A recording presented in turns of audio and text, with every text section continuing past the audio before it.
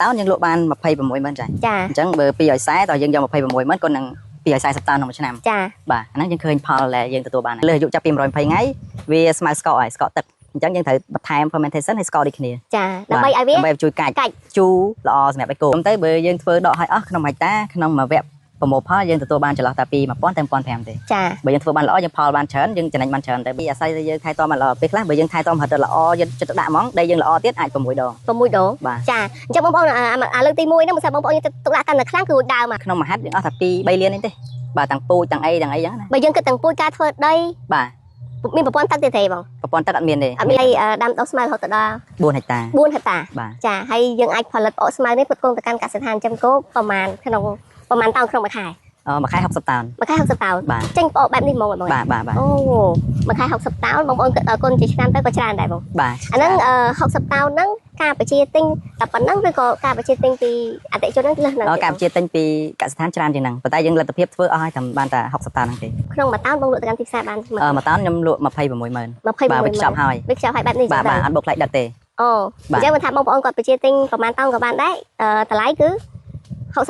อันนี้มาเพย์แบบมวยมันจะรับ$60มาเพย์แบบมวยนั้นมี$60จังบางคนจัดง่ายไอ้คือก็ได้ไปเชียร์ติ้งบ้านหรอบาทแต่ของไอ้ยังมีสต็อกหลุดเตะยังหลุดแต่โมจ้าหนัง60 ตันจ้า60 ตันนั่นแต่จ้าเตะแต่โมจ้าเตะโมทำไมกับมังมาของไอ้ยังมีไอ้วันไอ้ก่อนเตะไปยังหลุดโมทำไมเจ้าโมจ้าจังทิพย์สายอ๋อไงทิพย์สายอ๋อได้จ้ะมาทำมีดอกร้อยเต้าเราค่ายก็ได้มันตายเลยของไอ้ยังช่วยลุโมได้กูได้นังได้กระเฟิร์มคนเอาเพียบหายๆแค่นี้ยังช่วยลุก่อนได้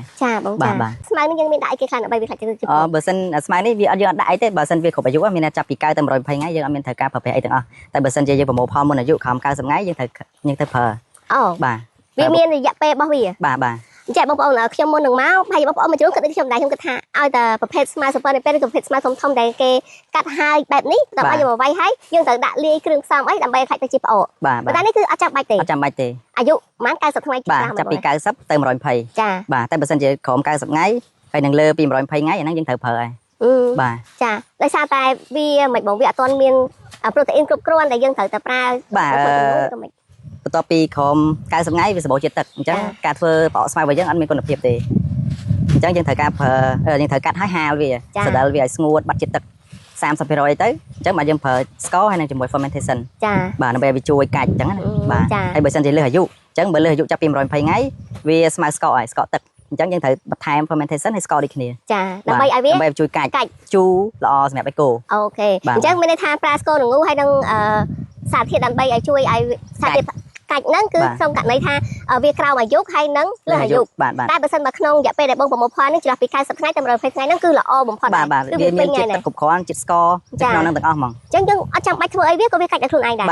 ก่อนจะท่าไปได้ยังเช่าแบบนี้ให้ยังโยเวียมาไว้tớiยังตุกอัพtớiไปก่อนยังmìnhบอกยังก่อนนะยังชั่วอัพนั่นđượcยังดอกoxygen chanh bà được bongกัดเฟยจ้ะแต่ปัจจุบันคือยังอาจจะได้โกซีบานไหนchứยังถือตุกในขนมกระรองนั่งอย่าไปประมาณที่ดำใบท่าเวลาเอาสำหรับโกซีเบอร์ตามแบบนำใจกันเต็มมั้งเวลาการมาเพย์มือไงอ่ะมาเพย์มือไงจ้ะแต่ได้จะตุ้งแต่ได้กัดโกซียังอัดบานยังตรวจบานเลยแต่ได้ตอนท้ายวีโกซีเป็นนั่งก็เวียจีวีอัดไอเดโอเคจ้ะอันนั้นก็จีจำได้ดังกัดโกยังมวยไปคล้ายยังอัดดังอ่ะบางคนยังก็แต่ท่าเอาแต่ยังนำสมัยบ้านสมัยให้ยังเช่าให้ยังไว้ยังแต่ตาเวียตั้งแต่พูดอะไรยังไอวีซีกับบ้านได้เป็นตั้งแต่ยังมีเปตุกปาเปียบานยุอันนั้นการตลอดบางไม่ทำมีมาเพย์มวยไงแต่เวลาอะไรจะมายังตุกแล้วนั่งการตลอดหรือก็นั่งการตลอดแต่สมัยยังการตัดต้นการตัดต้นโกจะจัดสีจ้าไงจ้าแต่จะแสดงแต่บงดำดำบุญหัตตามีเปตุกปาของนั่งมีเปตุกเตะคือlộ trìnhอันนี้คือปุยปะช่องโอ้ยมจะล้อมทางสะพานในแป้บงปอนนี่เวียเสียงเครียดมาแล้วสำหรับยมไม่จีได้ยมก็ทำเป็นเสียงเครียดจะบงคาเวียเขาในตรงน่ะvì khó khăn là ruột chiết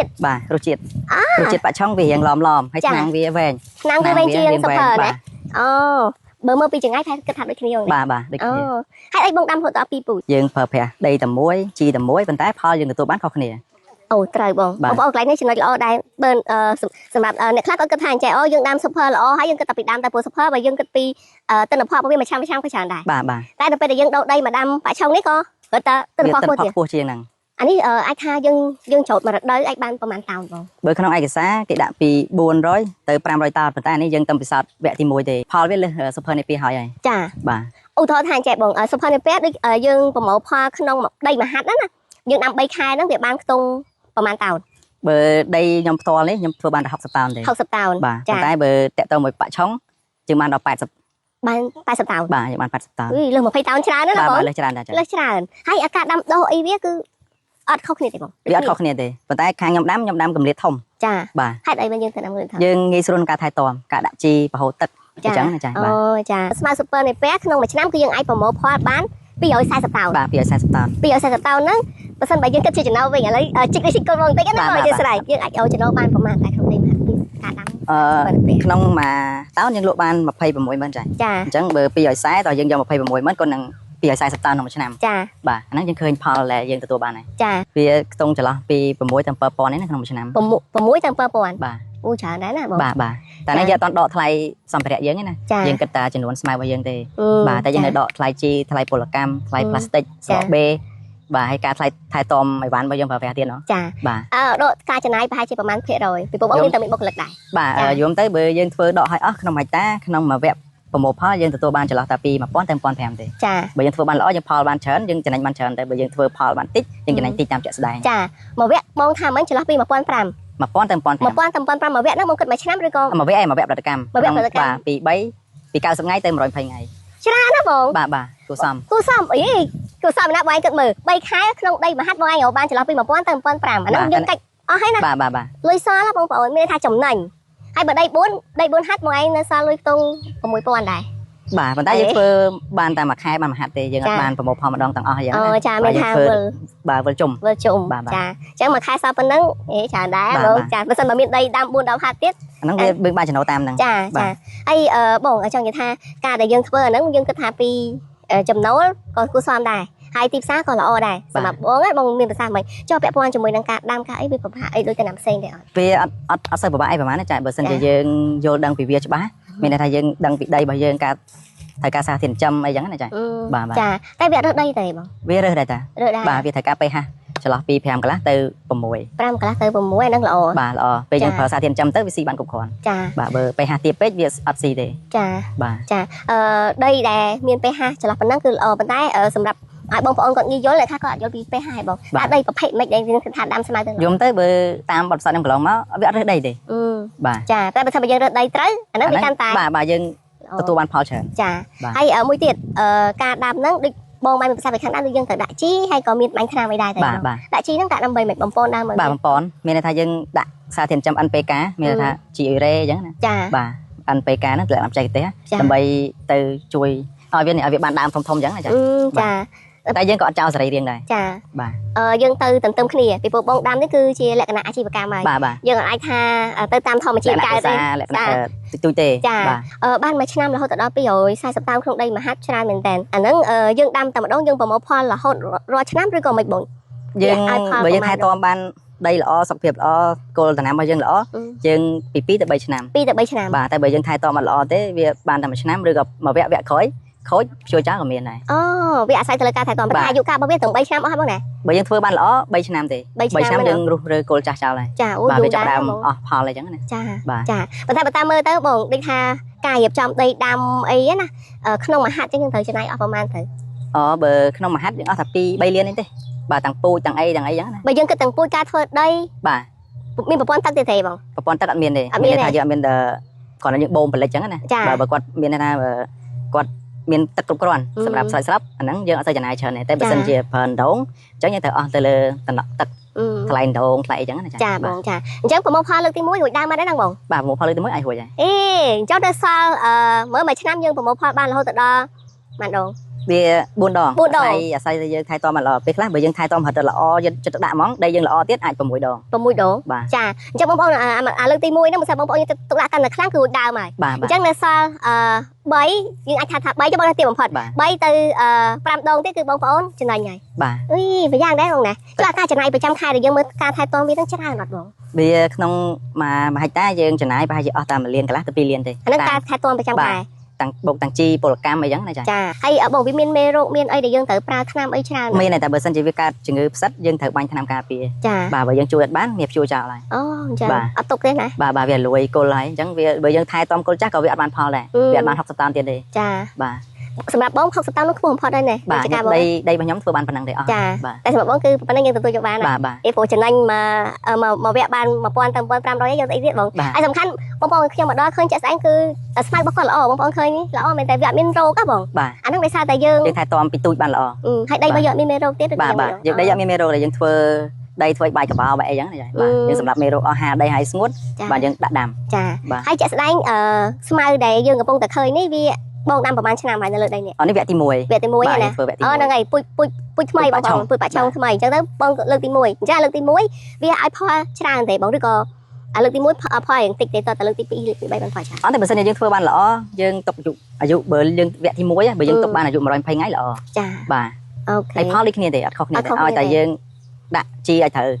បាទចាបងដូចថាមកវគ្គពី90ថ្ងៃទៅ120ថ្ងៃហ្នឹងប្រើជីបានក្រុងទៅបងបើដីខ្ញុំផ្ទាល់ខ្ញុំប្រើ5ក្រុងដីខ្ញុំផ្ទាល់បាទប៉ុន្តែយើងនៅថែមសាច់ជីសរីរាង្គផ្សេងទៀតចឹងតែបើដីគាត់ល្អស្រាប់យើងអត់ដល់15ក្រុងផងយើងអាចថយយើងនឹងតិចចឹងណាចាបាទអ្នកខ្លះក៏អត់ប្រើជីក៏មានដែរបើតាមខ្ញុំសិក្សាមកចាបាទហ្នឹងទៅតាមសន្តិភាពដែលបងប្អូនមានលទ្ធភាពទេមិនប្រកាសថាបងប្រើប៉ុណ្ណឹងបងប្អូនដែលទស្សនាវីដេអូឲ្យត្រូវតែប្រើទៅតាមបងទេតែខុសកម្រងដីចាបាទព្រោះអាហ្នឹងបើថាដីយើងល្អវាទិន្នផលក៏វាទៅតាមហ្នឹងអូតូទៅបងនេះថាហ្នឹងគឺអត់មានចាំបាច់ត្រូវថាធ្វើស្មៅធ្វើអីដូចធ្វើតាពួកយើងត្រូវធ្វើដែរពួកហ្នឹងយើងមានរងធ្វើស្មៅព្រៃដើម្បីអត់ពេលយើងបាយជីទៅអត់ឲ្យពួកហ្នឹងជួយស៊ីទេយើងឲ្យតែដើមស្មៅរបស់យើងស៊ីទេចាបងចាព្រោះយើងអត់ប្រើថ្នាំគីមីទេយើងទុកចន្លោះដើម្បីធ្វើរងធ្វើអីចារយៈពេល3ខែហ្នឹងយើងធ្វើស្មៅបានដងហើយតាមស្មៅបើស្មៅវាលូតលាស់អាស្មៅព្រៃនេះលូតលាស់ល្អយើង3ដងបើយើងធ្វើបានល្អពីដំបូងយើងតែ2ដងទេចាបាទហើយខ្ញុំចង់ដឹងតិចបងកម្លាំងពលកម្មដែលបងប្រើនៅក្នុងចការ4ហាត់ហ្នឹងយើងប្រើប្រហែលអ្នកទៅទាំងការថែទាំស្មៅទាំងការព្រោះហ្នឹងការងារមានរហូតបងថ្ងៃទៅបងវិលជុំមើលគាត់ត្រូវថែទាំស្មៅមកវាអាយហើយគាត់ត្រូវកាត់ស្មៅហើយវាយស្មៅច្រកស្មៅប្អកស្មៅនឹងទៀតបាទ5នាក់តែ5នាក់ទេបាទ5នាក់វិលជុំចាដោយសារតែមិនបងបានប្រើកម្លាំងតិចម្លេះថែទាំកន្លែងយើងធ្វើដីបានល្អអញ្ចឹងការថែទាំតែម្នាក់ទេហើយប្រមូលផលស្មៅ4នាក់ចឹងវិលជុំចាហើយអញ្ចឹងមួយទៀតបងប្អូនដោយសារតែប្រើម៉ាស៊ីនធំម៉ាស៊ីនហ្នឹងដូចច្រូតហើយនឹងវាយតែមួយទេបងឬក៏វាយផ្សេងយើងកាត់ប្រមូលផលផ្សេងហើយយើងកាត់ប្រមូលផលផ្សេងហើយយើងយកវាមកវាយបាទបានយកមកវាយអូខេចាអញ្ចឹងនេះគឺជាបទពិសោធន៍ដែលបងគាត់ជាអ្នកដាំស្មៅបងប្អូនម្យ៉ាងដែរខ្ញុំសម្រាប់ខ្ញុំអ្នកដើរជួបកសិករដាំស្មៅច្រើនខ្ញុំគិតថាប្រហែលជាតម្រូវការរបស់វាចាស់ហើយតែនៅពេលដែលមកជួបបងគឺគាត់មានន័យថាវាខ្វះទៀតណាបាទខ្វះបើសិនបើមានកាន់តែច្រើនទៀតក៏នៅតែគ្រប់គ្រាន់អត់គ្រប់ទេដោយសារយើងមិនមែនធ្វើបានដីមហិច្ឆតាយើងមិនអាចធ្វើបានផលថេររហូតទេតែនេះតែតែមានតែទៅមកអាកាសធាតុភ្លៀងជោគជាំបើយើងប្រមូលផលទៅបើកាត់គល់ហើយភ្លៀងជោគជាំពេកគល់ហ្នឹងក៏លួយខូចដែរអញ្ចឹងបងដូចករណីអញ្ចឹងបងនេះយើងទៅមកកាត់ហើយបើសិនបើវាត្រូវភ្លៀងបើភ្លៀងហើយសាមស្ងួតអត់អីទេតែបើភ្លៀងជន់លិចទឹកយើងបហូរអត់បានគឺវាខូចហើយគល់ហ្នឹងបាទអញ្ចឹងយើងអត់ទុកទៀតទេយើងព្យួរវាចេញហើយយើងធ្វើដីសាមីដាំវាសាមីវិញចាតែបងដែរជួបបញ្ហាហ្នឹងជួបដែរបាទតែទៅមកអាកាសធាតុយើងមើលអត់ដឹងអូបាទចាជួបដូចក្តៅខ្លាំងមួយរយៈនេះវាអាចធ្វើឲ្យទិន្នផលទៀតធ្លាក់ចុះដែរធ្លាក់ទៀតបាទធ្លាក់ចុះវាមិនធន់ខ្ញុំគិតថាវាធន់នឹងកម្ដៅថ្ងៃធន់តែប៉ុន្តែវាយើងដាក់ទឹកអត់គ្រប់គ្រាន់មានទឹកយើងដាក់បានគ្រប់គ្រាន់ឲ្យវាមានតែវាត្រូវការទឹកច្រើនស្មៅអូខេបងហ្នឹងស៊ីទឹកច្រើនអត់បងស៊ីទឹកច្រើនស៊ីទឹកច្រើនអញ្ចឹងមានថាយើងត្រូវបូមទឹកដាក់ឲ្យវាហ្នឹងក៏ច្រើនអញ្ចឹងអាថ្លៃដើមដែលយើងចំណាយលើវារៀងកើតិចមកនេះខ្ញុំប្រើសូឡាអូខេបងប្រើថាពោស្អាតបងប្អូនខ្ញុំប្រើសូឡានិយាយទៅខ្ញុំជួបអ្នកដាំស្មៅពីរនាក់គឺគាត់ធ្វើបែបហ្នឹងទាំងអស់ព្រោះថាបើសិនបើយើងទិញប្រេងគឺពិបាកវាថ្លៃចាព្រោះអានេះមួយថ្ងៃត្រូវបូមឲ្យវាដាក់បូមរងថ្ងៃបូមរងថ្ងៃបងបាទបូមរងថ្ងៃដាក់ទៅ4ហាត់ហ្នឹងរងថ្ងៃមិនឆ្លាស់បាទវិលជុំអត់វិលជុំ3ថ្ងៃដាក់3ថ្ងៃដាក់អូ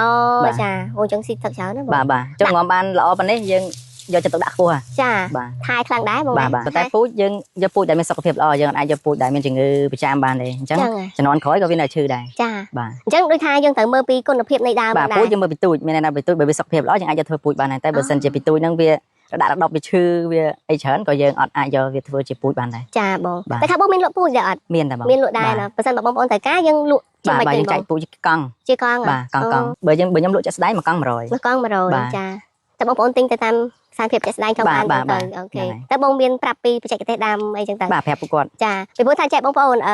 ការដាំស្មៅគឺវាស្រៀងតែគ្នាទេព្រោះបងប្អូនចេះមួយអាចថាចេះទាំងអស់ចាហើយមួយទៀតបើសិនបើបងប្អូនធ្លាប់ធ្វើចការអីផ្សេងមកដាំស្មៅនេះអ្នកខ្លះគាត់គិតថាវាងាយស្រួលជាងដំណាំផ្សេងចាព្រោះអានេះយើងត្រូវការតែដើមរបស់វាយើងមិនត្រូវការផ្លែអីដែលត្រូវការថែទាំជាដំណាក់កាលទេបាទអានេះតែយើងថែវាបានតែពីតូចទៅល្អទៅដល់ធំទៀតទៅវាលែងអីចាវាលែងអីមានថាវារឹងមាំបាទអញ្ចឹងសម្រាប់វីដេអូនេះគឺមានតែប៉ុណ្្នេះទេបងប្អូនអញ្ចឹងអរគុណច្រើនបងដែលបានចំណាយពេលវេលាដ៏មានតម្លៃចែករំលែកបទពិសោធន៍នៅក្នុងការដាំស្មៅតើបងប្អូនបានឃើញស្មៅហ្នឹងគឺថាដាំ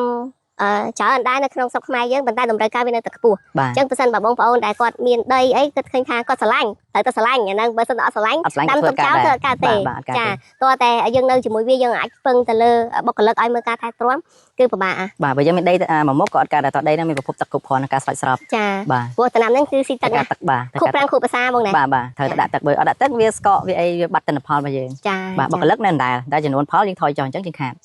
ចាបងចា បាទ អញ្ចឹងបងប្អូនត្រូវតែមានដីមានប្រភពទឹកហើយមានដើមទុន បាទ បើដើមទុននៃការដាំដុះគឺតិចទេតាមបងណា បាទ ចាយើងធ្វើតាមលទ្ធភាពជាក់ស្ដែងគឺបងប្អូនអាចដាំបានហើយអញ្ចឹងសម្រាប់វីដេអូនេះគឺមានតែប៉ុណ្្នេះទេបងប្អូនជួបខ្ញុំច្រើននៅវីដេអូក្រោយចាអរគុណ